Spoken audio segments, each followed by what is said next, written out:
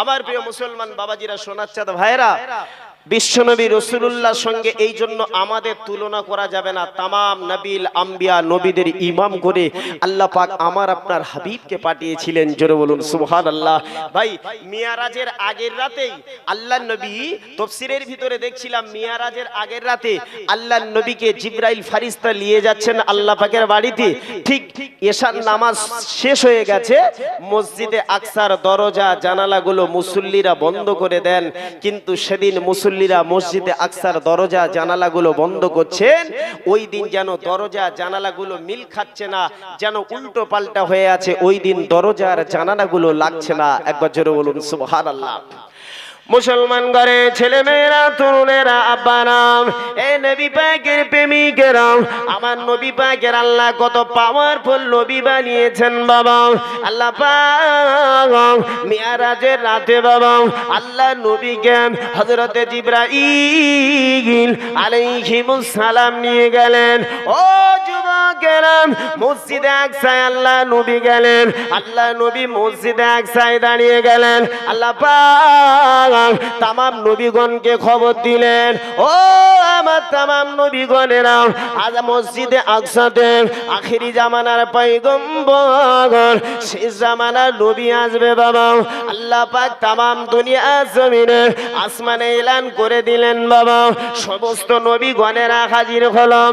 ও যুবকেরা, হযরতে জিবরাইল আলাইহিস সালাম আল্লাহ নবীর কাছে দাঁড়িয়ে গেলেন। ইয়া রাসূলুল্লাহ, হাবিবাল্লাহ, ইয়া রাসূলুল্লাহ, হাবিবাল্লাহ, হুজুর আপনি ইমামতির জায়গায় যান, হুজুর আপনি ইমামতির জায়গায় দাঁড়িয়ে যান। ও যুবকেরা, আল্লাহ নবী পাক জবানে ফরমালেন, বাবা যে ও ফেরেশতা জিবরাইল শোনো, ও ফেরেশতা জিবরাইল, আল্লাহ পাক কি আমাকে আদেশ দিয়েছে। হযরতে জিবরাইল বললেন, ইয়া রাসূলুল্লাহ, হাবিবাল্লাহ, আপনাকে ইমামতি করার পারমিশন দিল। ও যুবকেরা, যে মসজিদে আকসাতে বাবা আমাদের সবাইকে আব্বা জান আদম আলাইহিস সালাম আছেন। আব্বা জান আদম মনে মনে করলেন, ইমামতির জায়গায় হয়তো আমি নবী আদম যাব। ও যুবকেরা, তামাম পৃথিবীর জমিনে বাবা 1 লাখ মতান্তরে 2,24,000 নবীগণদের আল্লাহ পাঠিয়েছেন বাবা। তন্মধ্যে আমার আল্লাহ পাক 5 জন নবীকে উলিল তাজিম করেছেন বাবা, উলিল আমর নবী করেছেন বাবা। ও যুবকেরা, মসজিদে আকসায় নবী ইব্রাহিম খলিলুল্লাহ মনে মনে করলেন, ইমামতির জায়গাটা মনে হয় আমি পাবো। এমনি করে নবী মুসা আলাইহিস সালাম উনি মনে মনে ভাবলেন, আল্লাহ ইমামতির জায়গাটা মনে হয় আমি পাবো। ও যুবকেরা, কেউ ইমামতির জায়গায় গেল না বাবা।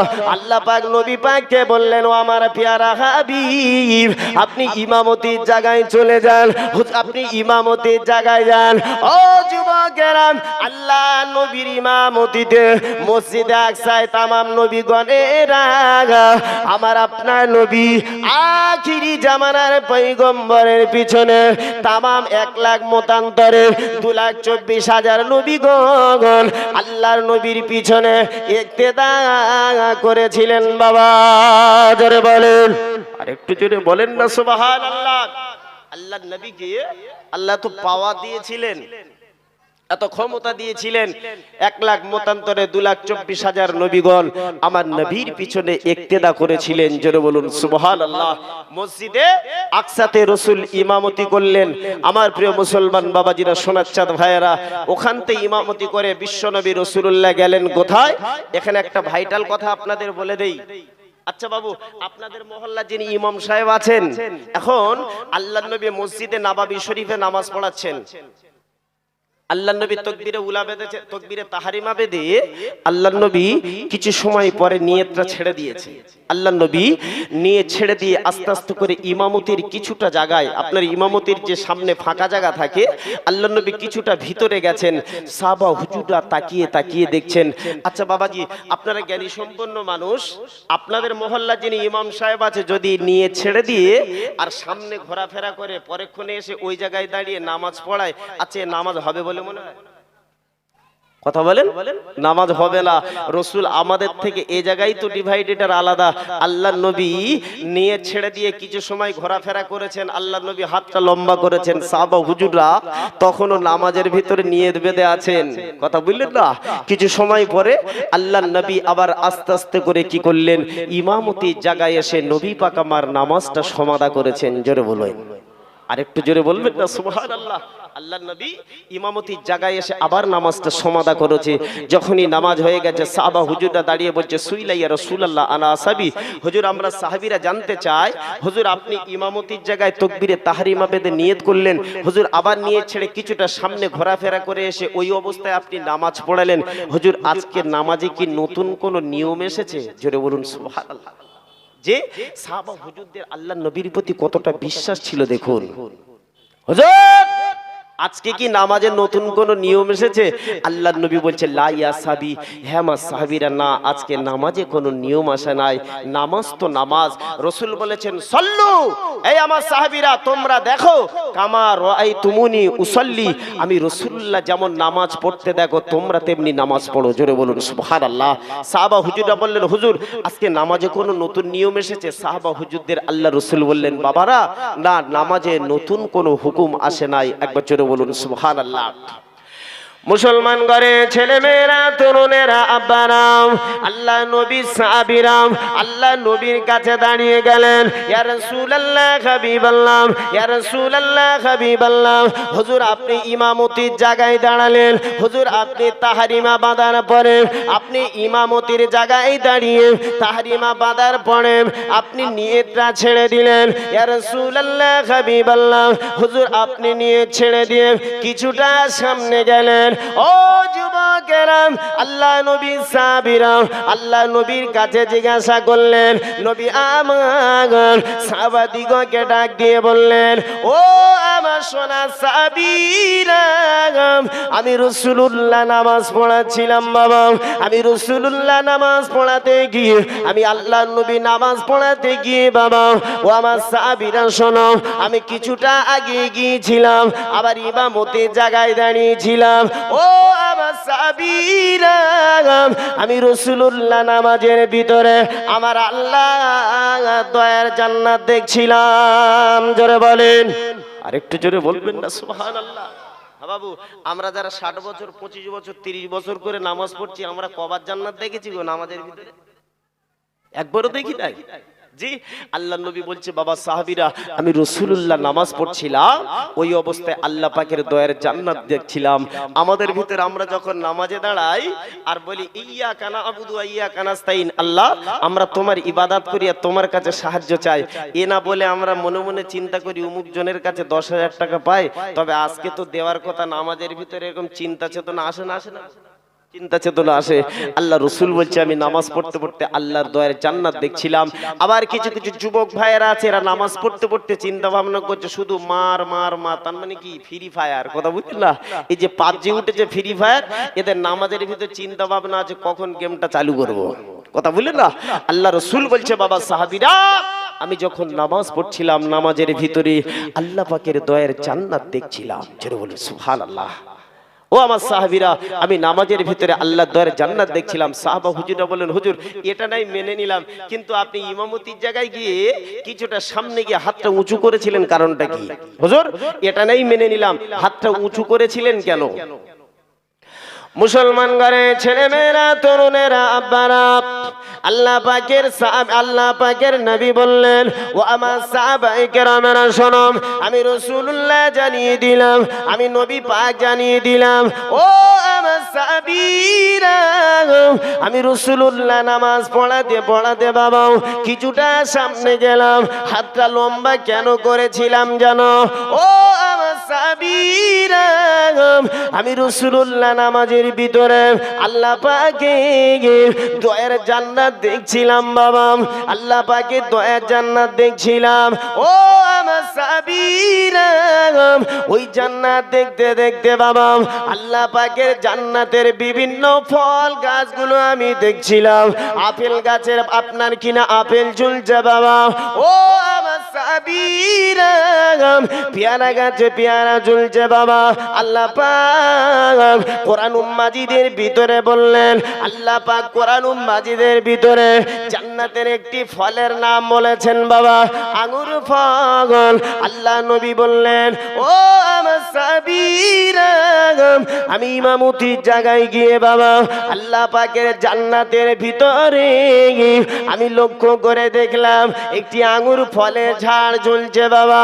ও আমার সাবিরা আমি রাসূলুল্লাহ হাতটা লম্বা করলাম বাবা, আঙ্গুর ফল আমি নবী পাক দেখে আর থাকতে পারলাম না বাবা।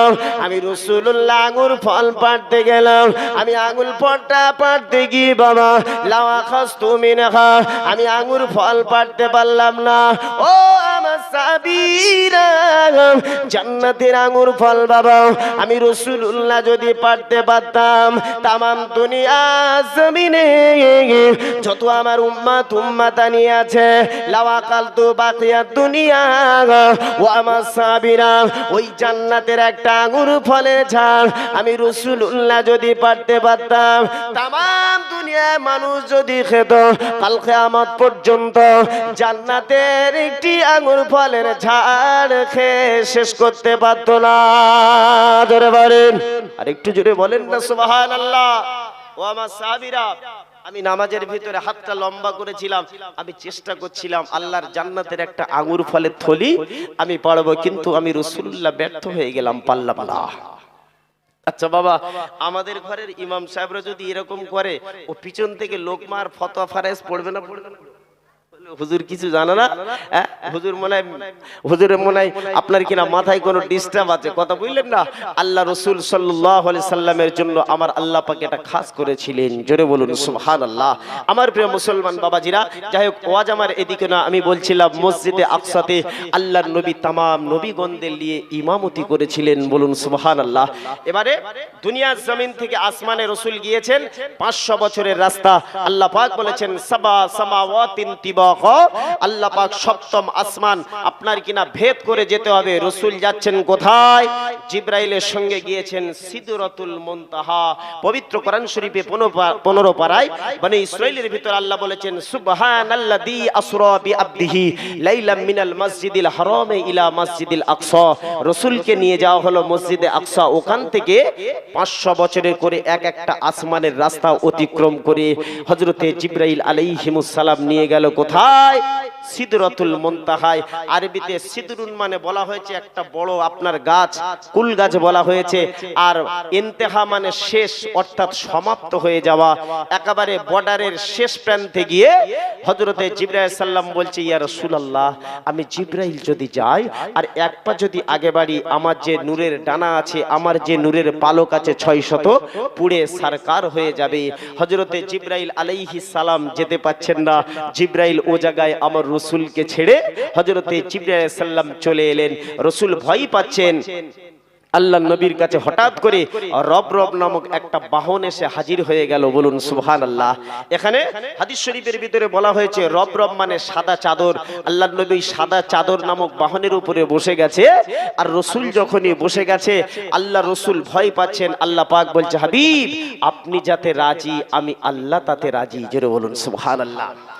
মুসলমান ঘরে ছেলেমেয়েরা, তরুণেরা, আব্বারা, হযরতে জিবরাইল আলাইহিস সালাম আল্লাহ নবীকে নিয়ে বাবা উত্তর গগনে, আল্লাহ নবীকে নিয়ে বাবা উত্তর গগনে গেলেন। ও যুবকেরা, সিদরাতুল মুনতাহায় গিয়ে হযরতে জিবরাইল দাঁড়িয়ে গেলেন। আল্লাহ পাকের নবী থাকতে পারলেন না। নবী আমার ওই সাদা চাদরের উপরে বাবা রব রব নামক বাহনের উপরে বসে গেলেন। আল্লাহ নবী বসে গেলেন বাবা। নবী আমার একটুখানি ভয় পেয়ে গেলেন।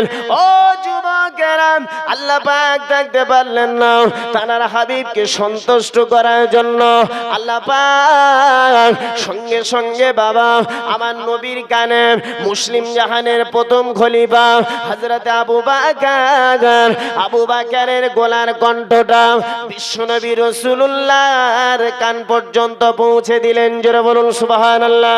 ও যুবকেরা, শুধু তাই নয় বাবা, হযরতে উমারের গলার কণ্ঠটা আল্লাহর নবীর কান পর্যন্ত পৌঁছে দিলেন। আল্লাহর নবী ঊর্ধ্ব গগনে যাচ্ছেন বাবা। ও যুবকেরা, নবী পাক মনে মনে ভাবতে লেগেছেন, আমার সঙ্গে আবু বকর আছে, আমার সঙ্গে উমার আছে বাবা। আল্লাহর নবী ওখান থেকে বাবা সিদরাতুল মুনতাহা থেকে ঊর্ধ্ব গগনে চলতে লেগেছেন বাবা। ও যুবকেরা, কিতাবের ভিতরে পাওয়া যায় আল্লাহর নবী ওখান থেকে 70,000 পর্দা, ওই 70,000 পর্দা অতিক্রম করে কিতাবের ভিতরে পাওয়া যায় বাবা একটি পর্দা দূরত্ব হলো 500 বছরের রাস্তা।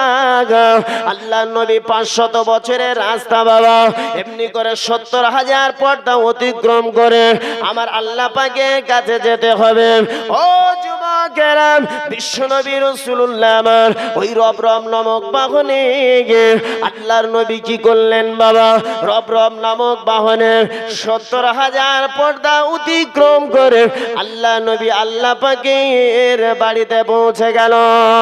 জোরে বলুন, আর একটু জোরে বলেন না সুবহানাল্লাহ।